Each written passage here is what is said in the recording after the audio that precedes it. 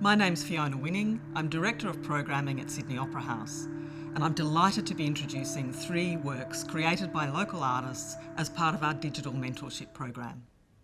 Our Artist and Sector Development program engages and supports local artists, independent performance makers and collectives to extend their live performance practice into the digital realm. We offer production support and match the artist with experienced mentors to create an original digital work. So here are the 3 works introduced by their makers. Victoria Hunt's award-winning Take, Anya McKee and Dance Makers Collective's Dancing with Dad, Miri and Alan, and Roslyn Helper's Portrait of the Artist as told by Airtaskers, with a special acknowledgement of the generous and brilliant mentors and collaborators Margot Nash, Sue Healey and Eugenia. From a portrait of an artist told by absolute strangers, to a celebration of dance and its purpose, to a piece of cultural storytelling about a Maori ancestor and ancestral house, Hinamihi, these are all beautifully constructed works. Enjoy them.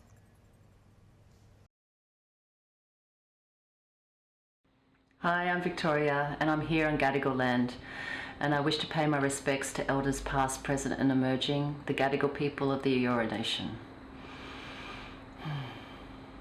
I'd also like to acknowledge Aboriginal and Torres Strait Islander people and to any other Indigenous people that are tuning in.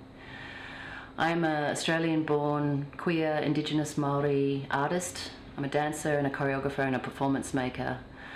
I affiliate with my ancestry back to Te Arawa, Ngāti Kahungunu and Ronga Whakata on my father's side, and English, Irish and Finnish on my mother's side.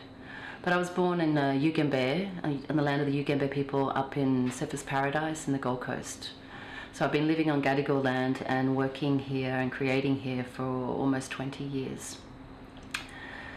Yeah, so the mentorship has been incredible, and it's given me the opportunity to reflect back on many, many years of work and dedication to Hinamihi. Hinamihi is a female ancestress, and she's a whare tupuna. She's an ancestral Māori meeting house in Marae. And she was removed in 1890 and taken to England, where she still is. So this film called Take, which you're about to watch, traces this journey. It also traces my journey of reconnecting back to whakapapa and back to the whenua, the land, and back to my whānau, my family. The opening sequence is black and white, and it was the first dance solo that I made in honour of my father, who died in custody in 1991.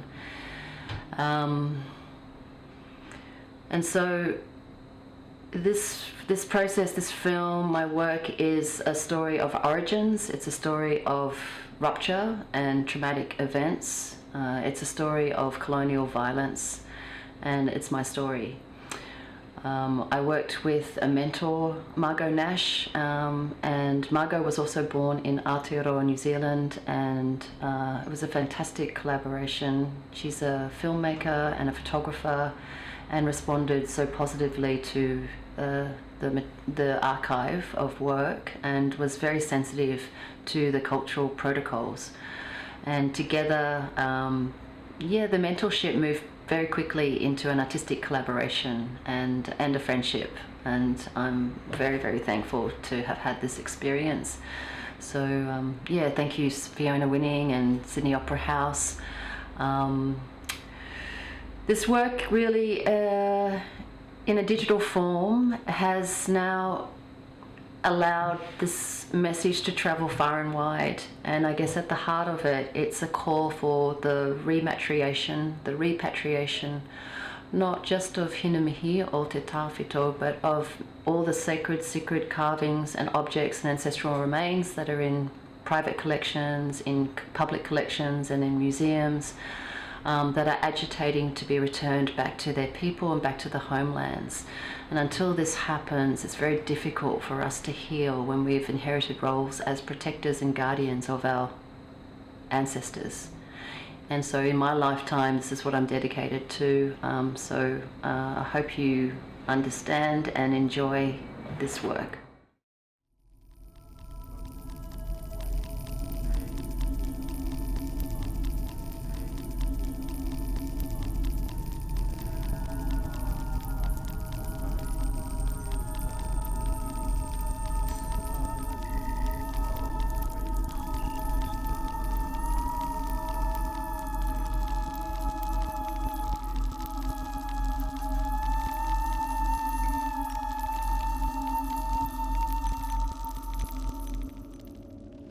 Take, take, take.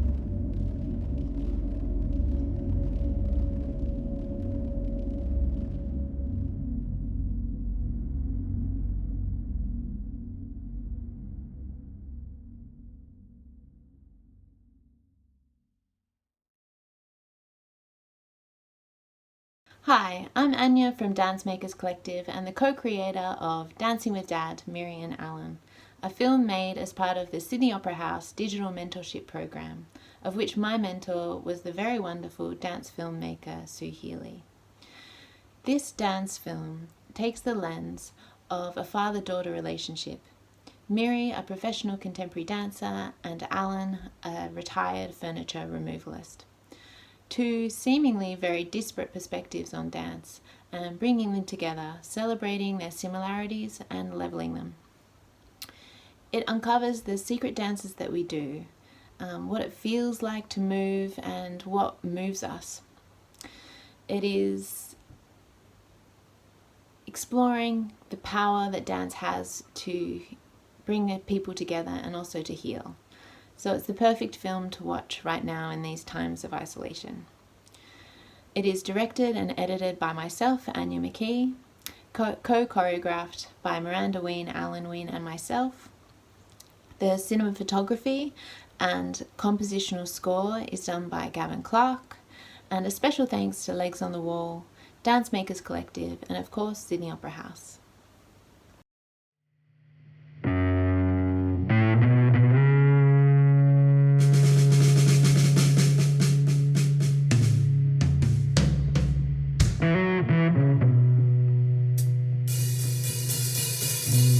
It was the first swallow of spring when first you put music on, you think, oh God, that's good, and then you put headphones on and you just start to move, and you know at that point that you're getting better. You're getting better. It's just that. And I can remember, I was keeping a diary at the time, and I can tell you the track and the CD and going, wow, that's good, And, and you realise you haven't gone, wow, that's good for about 2 years, so wow, it is good. I'm 36 and I'm a dancer, a professional dancer. I dance mostly in theatres or in rehearsal studios, doing productions.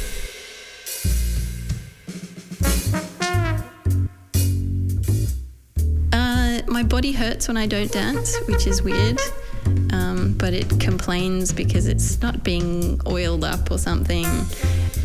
And the chemicals aren't flowing, and I get caught up in my brain and thoughts. Dance helps to just connect everything, mind and body, and also keep me kind of connected to the world and other people, and I feel a sense of flow and invincibility when I dance, or when the dance has really taken hold of me.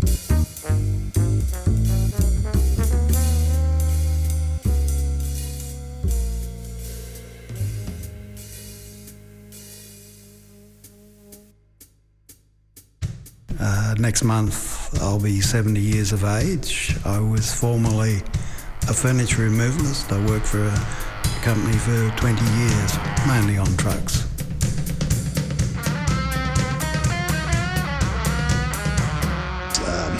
And it was very, very physically demanding. And that was a matter of choice at the speed at which you work. And I worked very, very fast because I found that was the only way I could do what a lot of it was just pure grind, mule work. So the only way, it's like going to a gym, 1,000 push-ups is not interesting. And the only way you can do it is with great determination. So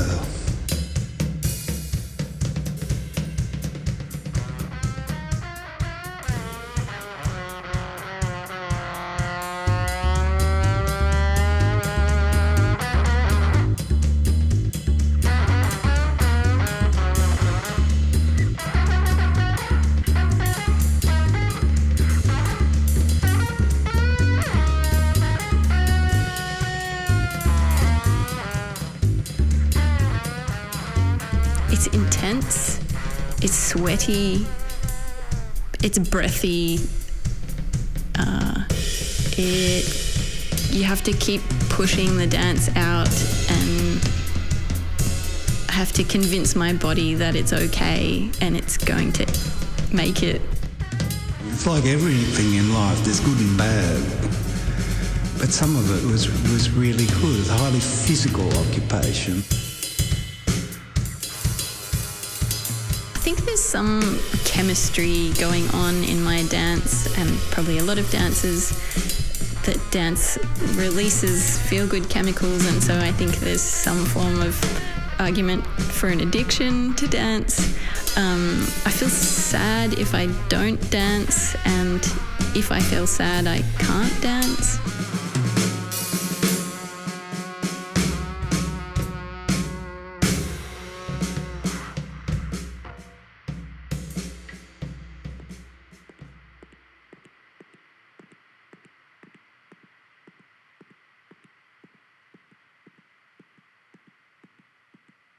Depression is probably the most mysterious thing in my life. I find it difficult to explain it to others, and I find it difficult to explain it to myself even. I find it's not an illness, it's not a disease, it's a malaise of some kind, an overwhelming malaise.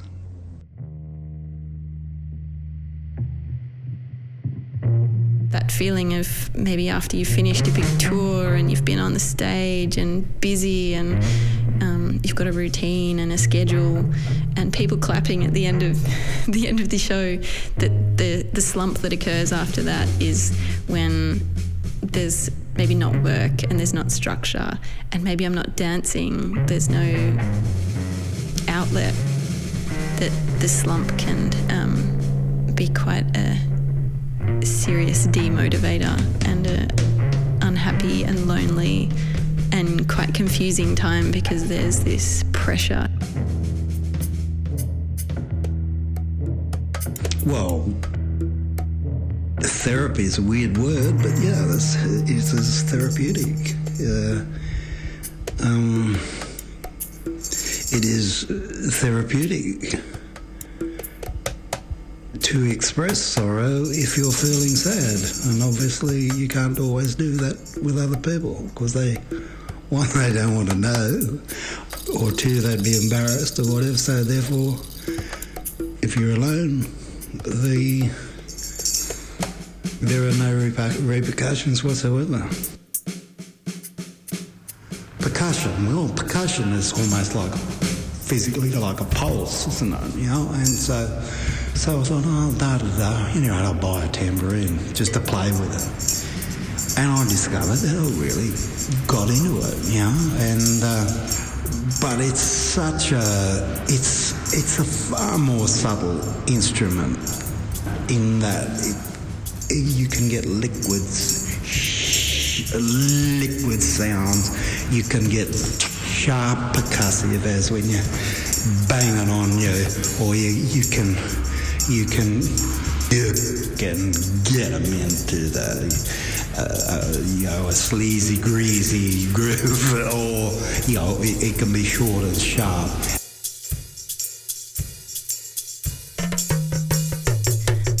I think the pleasure of dancing alone is the freedom to do or be or try anything. To try on a different style, to try on a different body shape or a different walk or a state of being. You can be something other than you are.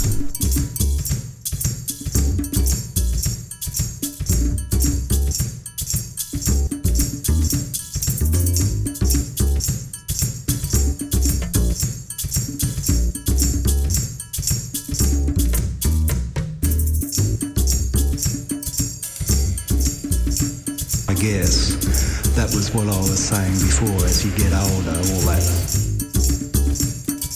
well, be it vanity, but self-awareness drops away and you're just,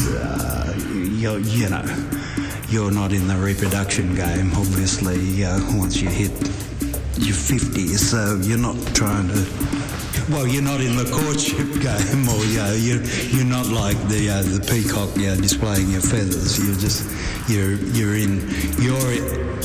when you go out, and you're dancing, you're out there to do a job, not to impress anyone.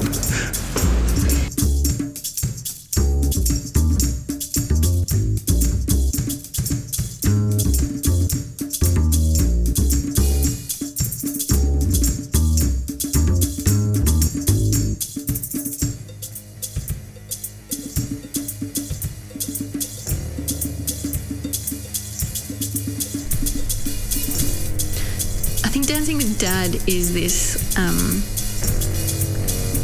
is ultimately a reminder to get off my fucking high horse and move and listen to music and enjoy it and look at another person and get inspired by the way their body is responding to music. And it's not any of this other shit. It can be this other shit, the trained professional dancer, but actually just put on some music and move is the way Dad inspires me to dance.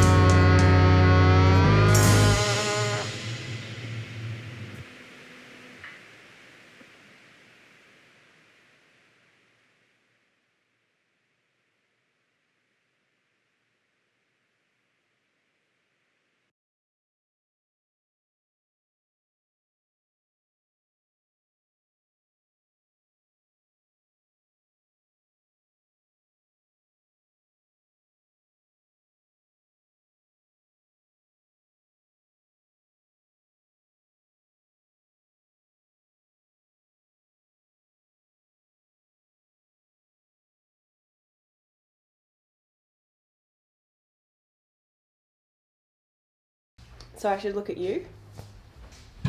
Should I look at you? Yes. Not at the camera. That would be awkward, I suppose. Okay, Ellen, we're going to just do a little run. Okay. So I just say the story. Yeah. What's interesting about the premise is, to me, is that this idea that we are constantly uploading this kind of piecemeal information to the internet, and without a kind of sense of what if you collated all of that information back together, what kind of version of you it would produce, and how that information can be interpreted by people who don't know you. So I went onto Airtasker and posted a job inviting people to stalk me online and write a 500-word biography of my life to then send back to me. I got like 70 responses and was really overwhelmed. Originally, I was only going to choose 3 people, and I ended up choosing 10 because there were so many people who wanted to stalk me online. Like, it was a job that really resonated with the Airtasker community. And so I chose them based on, I just tried to choose a variety of people, like from all over the country, different backgrounds, different ages, different genders, all of that. I was interested in, I was interested in whether that would make a difference in how they kind of interpreted the information that was available about me online. What was unexpected about the process, this part of the process, was actually receiving the scripts and how self-conscious a task it was for the Airtaskers, because stalking someone is something that you do, it's a private act, and it's something that you don't normally share, let alone share with the person that you've just been stalking. So receiving the scripts back from them, there was a lot of like, oh my God, I'm so sorry, like, I hope it's okay, and like all of this stuff. And yeah, it was like a highly awkward moment, and then also really awkward for me to then read these really warped constructions of my identity based on what these people had interpreted. And what became very apparent was that their own kind of biases or interests, or what they felt was important about someone's identity, really came through in very different ways between all of the different scripts. So reading the biographies was a really strange process. It was quite a disembodied experience, and I had this really visceral feeling actually reading the scripts that I was like, the edges of myself were blurring, and I started to become a bit unsure of like who I really was. And I was like, oh my God, because part of you is like, am I cringing so much because this is really accurate, and I like, it's too real and I'm feeling uncomfortable about myself, or am I cringing because it's just so off the mark that I don't know what to do with this information? My original thinking was that I would take the 10 scripts from the Airtaskers and then turn that into a video portrait of myself based on the information that they had interpreted from the internet. But then receiving the scripts, I kind of realised that the moment that information went up online was the moment I kind of relinquished control over my identity. So now taking control back over their interpretations of that information felt like incongruous, I suppose, with the with the logic of the project. So I decided what I needed to do was go back onto Airtasker and find another stranger to take those scripts and interpret them into a video portrait of me.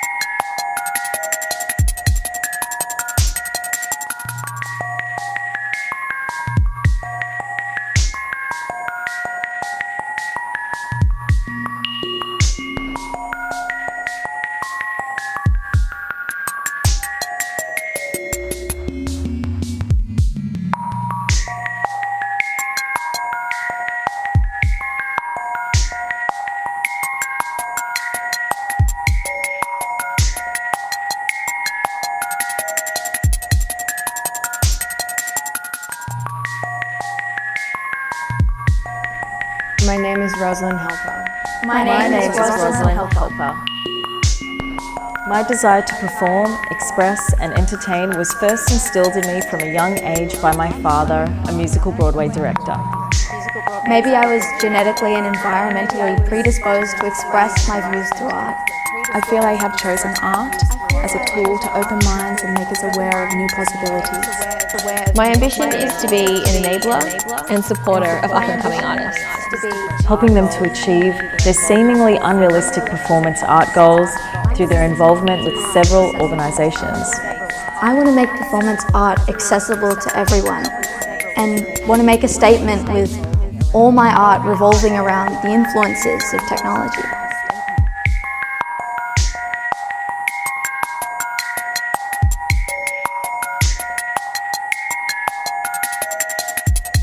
I became aware of art. Everything in my life so far has led me to now. To this film. This is where I'm at. This is where I'm at. Taking creative risks. I see life as an experience. A contemporary art exhibition in its entirety. I'm an environmentalist, a feminist, and a believer of equal opportunity in life.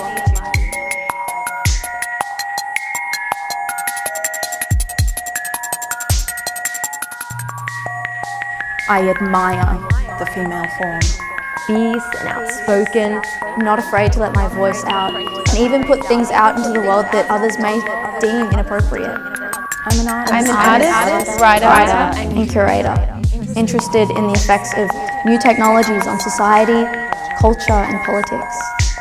I'm an advocate for experimental technology-based art and sound to highlight the increasingly blurred online-offline divide. I embrace who I am. My Greek heritage, my strong family values, and my strong friendships. And I wouldn't let anyone down. After I carefully recharge myself with the love of my family and my friends, I selflessly share it all with strangers through my art. I use it to open people's hearts and hope their eyes will open too.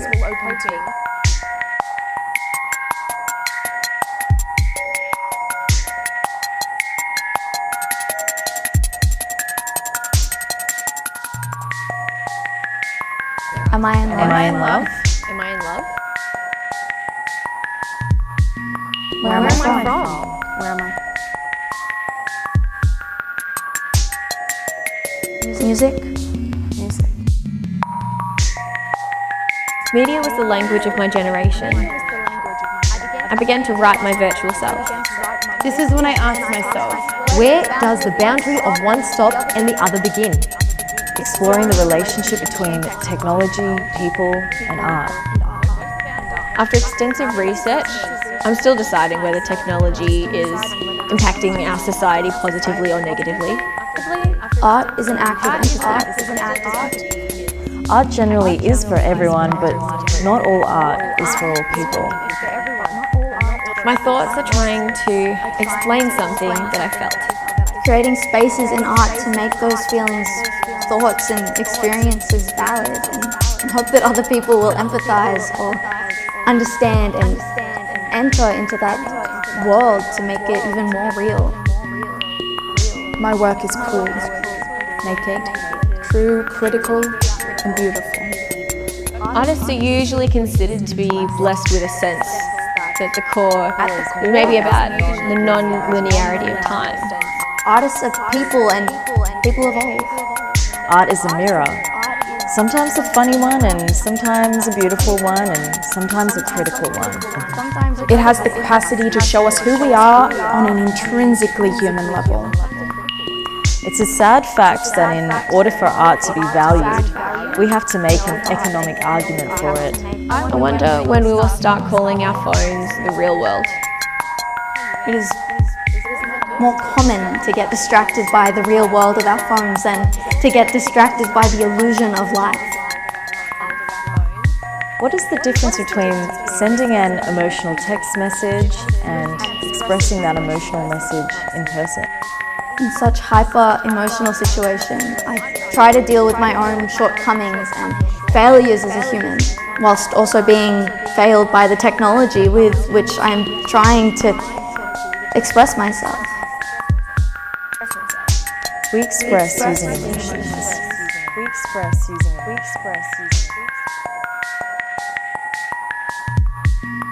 It's been almost 3 years now, and things don't get any easier. Celebrating the beginning of a new decade in your hometown was truly beautiful. It was a celebration full of life and laughter.